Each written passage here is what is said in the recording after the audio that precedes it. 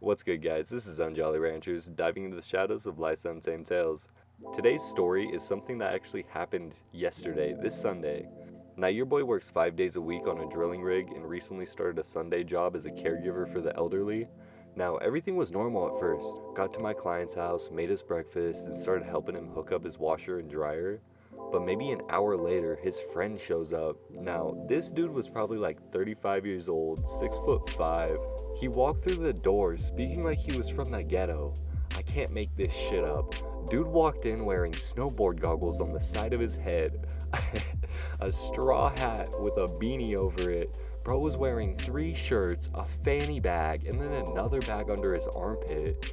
And then he proceeded to show off his strap to me and the old guy. He wore 2 bead necklaces, looking like he was showing off his titties at Mardi Gras. As he walked in, he was carrying a Cookie Monster basket, and inside was a jar of white powder and a bunch of mail. This dude was definitely on something. I won't lie though, he was funny as fuck. Like, I had no idea what the hell was going on. This was so unexpected out of nowhere. I mean, I'm just here as a caregiver, and bro shows up at the old man's house out of nowhere. He gives me a fist bump saying, "No bro, you gotta lock it in, lock it up, lock it up." Then offers me a line saying that the first bump's always free, my brother. So you know me, I had to start recording this shit. I didn't get much, but I'll post what I can in the video. And then homie says, "Man, I got people everywhere. If anyone ever mess with you, you come to me, you're family now." Like, guys, I only met this dude a few minutes ago. And then he left, and the old guy comes back in with these beads saying he wanted me to give these to you. And like, these were super big beads, so of course I gotta smell them to, make sure. My old guy said, "Oh, don't worry about that. He stays clean." Like, nah, bro, I wanted to make sure these beads weren't up someone's asshole before I threw them around my neck. Now, my old man, he laughed his ass off, and then the dude walks back in the house with his phone out, showing a video of some girl's ass. You know what? I'm just gonna play the video for you real quick so you guys see what I'm talking about. The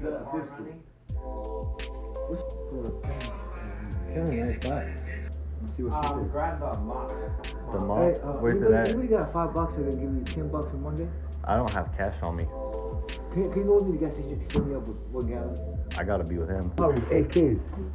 Car with AKs? Fuck, try to follow me. Got like, okay. Police are my homies. That's why I told him. Operation Eagle is executed.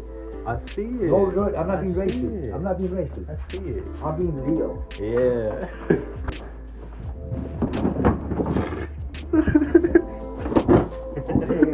Like I said, I can't make this shit up. Anyways, my old guy told me he had an Oculus Rift he was trying to sell, as well as a Nintendo. So I had him grab it out, and when I looked inside the box, I couldn't help but chuckle. Inside this box was a fucking Xbox 360 and a PSVR headset. Dude tried telling me that the PSVR worked on the Xbox, saying you can even look around and everything. I almost had an aneurysm listening to this, so I just told him it wouldn't work, but I'd be interested in the VR because I've got a PS4 myself. Dude said he wanted to take the Xbox to VH1, where he said they offered him $250 for everything. So I asked him, "You mean VGH, right?" No, VH1 in the mall. This guy can't be wrong. I mean, you could put a fucking apple in front of him, and he'd start Verbal War 3 on how it's actually an asparagus that shit's gold. Okay, not really, but you know what I mean. Now, I knew there was no way in hell this dude would get $250 for everything, so I told him, "Dude, you could fill the trunk of your car with games, bring it to GameStop, and they'd say, we can give you $10.50, maybe $13 if you throw in the car." Bro didn't believe me, so we took everything to GameStop because from my experience, they pay out a bit better than VGH where I'm from. We get in there, and after the dude rang up the console in 30 games, it was like $45. With the VR headset, it came out to like $58, so I offered him like $30 for his VR headset. He sold the Xbox, disappointed he didn't get what he insisted it was worth. I then bought Skyrim because, Skyrim's the shit, man. Play some Skyrim sometime. We then went to Winco and did some shopping. Now, it was like 10 minutes till my shift was over, and we were in the next town over, so I told him to hurry up a bit and finish his shopping because I was off soon. Dude hurried up for a few seconds and then fucking forgot. We ended up staying there a half hour after my shift ended. Once we got in the car, he took my keys and tried starting my car without permission. And it being a 5-speed manual I modified myself, it fucking jumped forward and almost hit the car in front of us. I was done. My car is my baby, the possession I care most about in my life. I mean, I got that 93 Civic totaled and restored this thing from the ground up myself. Anyways, when we get in the car, he tells me he needs to go to Walmart. Like, dude, no. I told you my shift was over almost an hour ago, and you just took your sweet time. I've got things to do. But he ended up telling me it was to pick up medicine, so I felt like I really couldn't argue with him. I mean, this old man's pretty cool, so I was just like, whatever, let's do it. On our way back, he told me that he didn't mind if I sped home, so it's like, yeah, that's exactly what I did. We were racing home in the Civic. I had to be up at 5 a.m. the next morning, and it was an hour drive home for me, so we got to his house, I helped him unload everything, and I started heading home. I raced home doing like 120 the whole way. Luckily, I didn't see any cops whatsoever. Now, I finally got home, and I'm like, yes, I can just chill and game for maybe an hour or two before I go to bed. But I left Skyrim at his house. I was so pissed, so I called up my homie D and told him what was up and if he wanted to go on a drive with me. Homie was so down, so I raced back, picked him up, and grabbed my game from the old guy.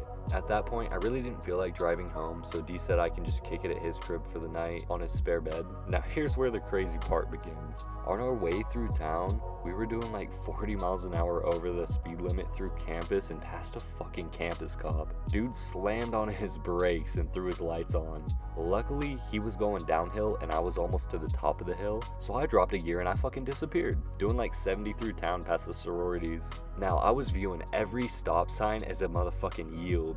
We took a right and then a left and hopped in with other traffic, but the lights were getting closer. I took a right on the Y in the road and saw his car in the distance. I knew if he saw my plate, it was game over, man. But this is where I grew up, and I live life like I'm playing motherfucking Need for Speed every day when I wake up. We ended up hitting the back road, and that's where he finally gave up the chase. He was trailing me for like 6 minutes or so, but we got away, thank God. Anyways, we drove back home, got to Dee's house, then played Skyrim together with the TV side by side, so it was like we were in the same game lobby because I was teaching him how to play the game. So happy bro got into the game, appreciate you, dog. Now, I know this story was all over the place, but this is how last Sunday went. A fucking headache and an adrenaline rush. So before I end this story, I'd like to let you guys know I'm planning on buying a GoPro and recording myself rally racing the backroads for the video on the channel. I'd love your opinions on this. Like, would you guys enjoy the high-speed rally content over zombies? I'd also love to hear any game recommendations because I'm running out of maps on Black Ops 3. Anyways, I hope you guys have a great rest of your day. Don't forget to like the video and subscribe for more crazy life stories. Keep that little bell on so you know when the next video is out. And stay tuned for more on Jolly Tales. Until next time, peace.